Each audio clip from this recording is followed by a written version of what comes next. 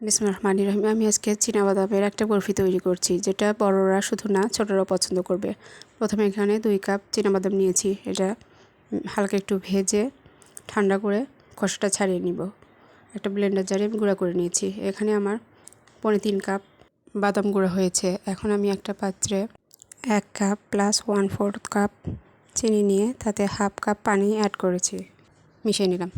এখন একটা তার হওয়া পর্যন্ত অপেক্ষা করে যে বাদামটা গুঁড়া করে রেখেছি সেটা দিয়ে দিচ্ছি। দিয়ে নেড়ে চেড়ে এর মধ্যে 1/4 কাপ গুঁড়া দুধ অ্যাড করব। আর এর মাঝে আমি 2টা এলাচ গুঁড়া করে নিয়েছি, সেটা দিয়ে দিচ্ছি। এখন আমি 2 চামচ ঘি দিয়ে দেবো। দিয়ে নেড়ে চেড়ে আরও একটু ঘন করে নেব।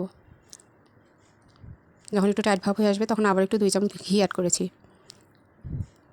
এর ঘনত্বটা কিন্তু একটু বেশি টাইট হবে, এরকম পাতলা ভাব থাকলে কিন্তু জমবে না। এই জন্য একটু ঘন করেই ভেজে নিতে হবে। একটা পাত্রে আমি ঘি মাখিয়ে নিয়ে তার উপর বাদামটা ঢেলে দিলাম এবং তার উপরে আবার ঘি দিয়ে দিচ্ছি, না হলে একটু পরে কিন্তু ড্রাই ভাব চলে আসবে। এখন আমি নাইফ দিয়ে কেটে নিচ্ছি। একটু হালকা গরম অবস্থায় নাইফ দিয়ে কাটতে হবে। কেটে নিয়ে এরপর আমি কাঠবাদাম কুচি দিয়ে দিয়েছি। হয়ে গেল আমার চীনাবাদামের বরফি। আপনারা খুব সহজে বানিয়ে নিতে পারবেন।